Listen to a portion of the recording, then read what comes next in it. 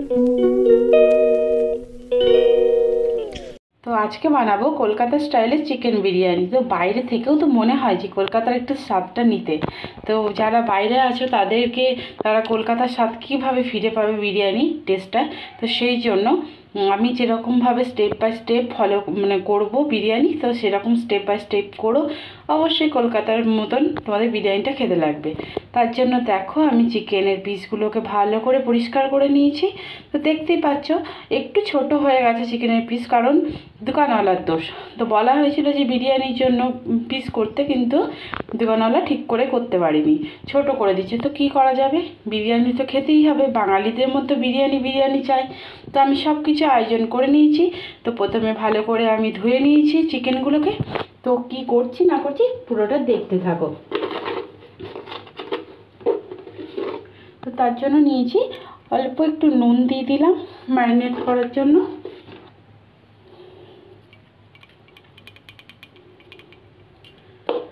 আর দিয়ে দেব আদা রসুন বাটা।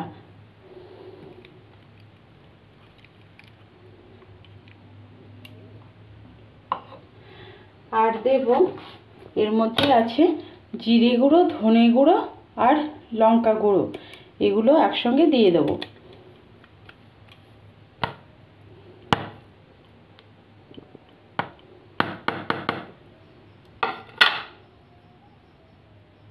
আর দেব বিরিয়ানি মশলা।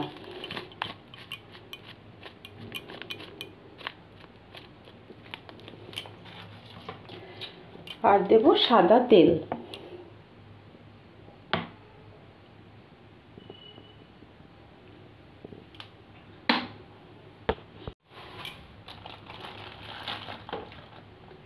তো আর দেব টক দই।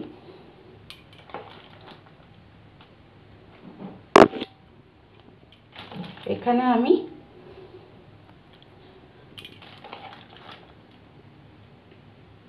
4 চামচ টক দই দিলাম। তো এগুলোকে ভালো করে আমি মেখে নেব। আর এটা মোটামুটি যাদের কাছে হাতে কম সময় থাকবে তারা 1 ঘন্টা রেখে ম্যারিনেট করে করতে পারো। আর যদি হোল নাইট রাখতে চাও তাহলে কিন্তু অবশ্যই ফ্রিজের মধ্যে রাখতে হবে, কারণ নাছাড়া কিন্তু মাংসটা খারাপ হয়ে যাওয়ার সম্ভাবনা থাকবে। যারা হোল নাইট রাখতে চাও তারা ফ্রিজে রাখবে। আর হাতে কম সময় থাকলে 1 ঘন্টার মতন ম্যারিনেট করে রাখার পরেও করতে পারো, সে টেস্টটার কোনো অসুবিধা হবে না, ঝটাপট হয়ে যাবে। আর দেব এখানে আমি গোলাপ জল,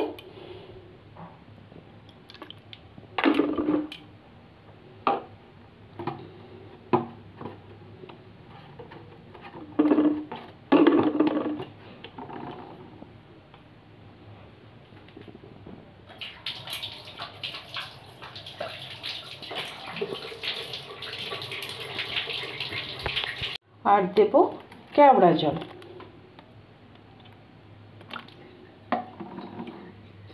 তো এটাকে ভালো করে আমি মাখিয়ে মোটামুটি আমি এখন তো করবো না, মোটামুটি আমি 2-3 ঘন্টা এরকম করে ম্যারিনেট করা রেখে দেব।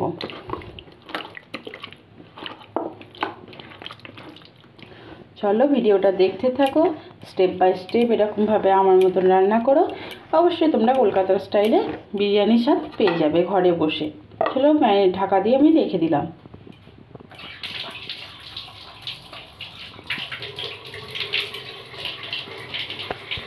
তো দেখো বিরিয়ানির জন্য আমি আলুটা সেদ্ধ করে নিচ্ছি।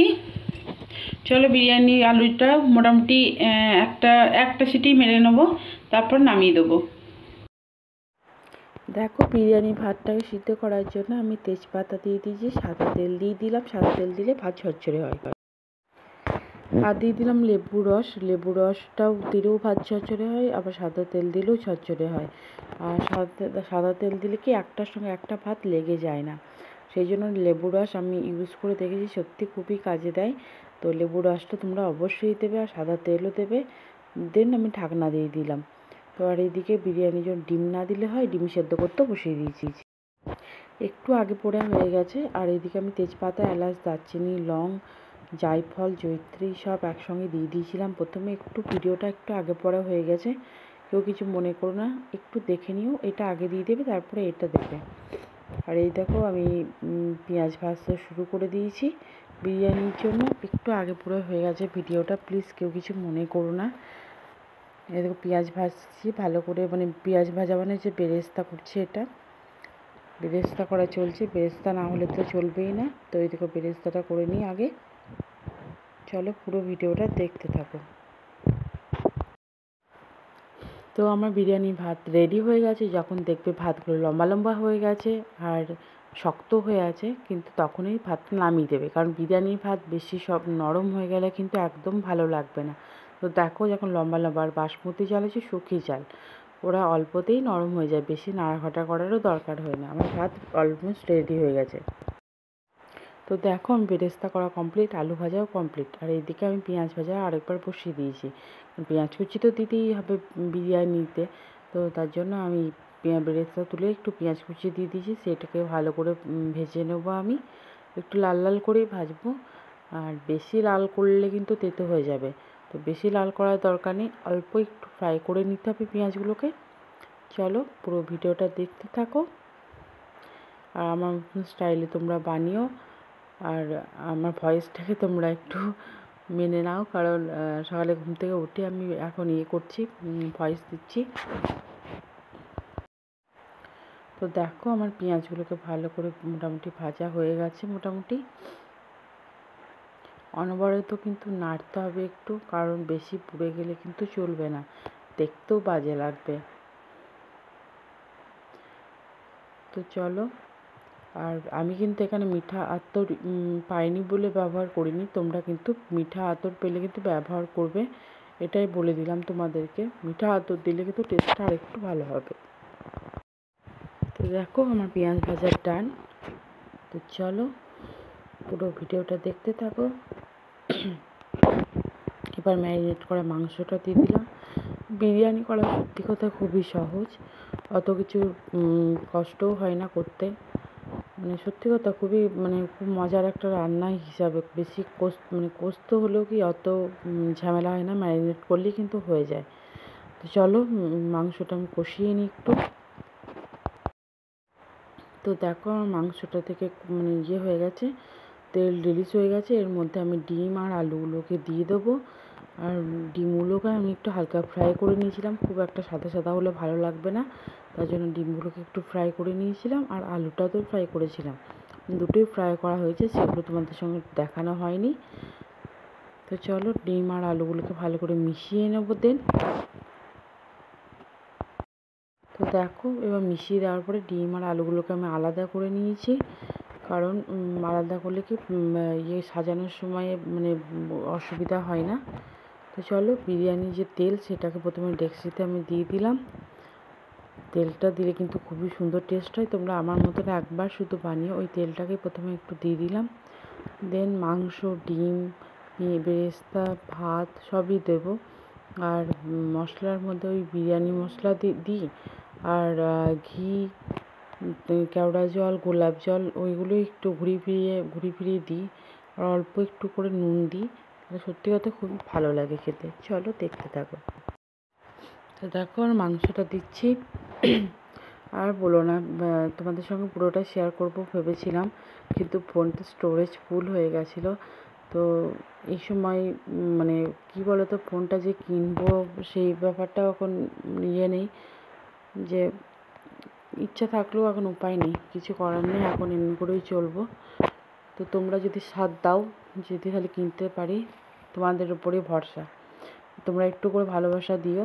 মনে হয় যে ও কিনে দিলেই কিন্তু কেনা হয়ে যাবে, কিন্তু আমার ইচ্ছা যে আমি নিজের কিছু থেকে কিনতে পারি। তোমরা একটু ভালোবাসা দিও। চলো ভাতটা দেওয়া হয়ে গেল। তো দেখো সব কিছু আমি দিয়ে দিয়েছি, আলু, ভাত, একটু করে বেরেস্তা, একটু কেওড়া জল, গোলাপ জল, ঘি, এগুলোকেই বারবার করে আমি স্টেপ বাই স্টেপ দিয়েছি, ওই জিনিসগুলোই দিয়েছি, এক্সট্রা কিছু দিইনি।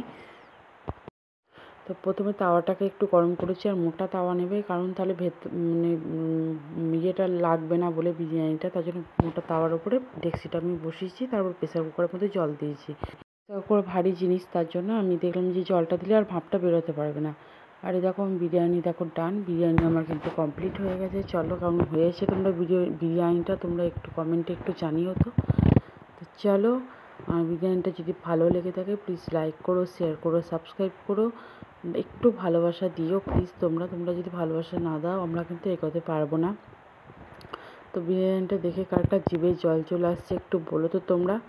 তো সত্যি তাই, আর খেতে কিন্তু অসম্ভব সুন্দর হয়েছিল খেতে, খুবই ভালো লাগছিলো। আর কেশর দিয়েছিলাম, এটা আমার মাথা থেকে বেরিয়ে গেছিলো, এটাও দেখছি কেশর দিয়েছিলাম একটু একটু হালকা গরম দুধে কেশর ভিজিয়ে দেবে, সেই কেশরটাও দেবে বিরিয়ানি যখন ইয়ে করবে ডেক্সিতে দেবে, তখন কিন্তু ওইটা একটু একটু করে দেবে, এক চামচ করে দেবে।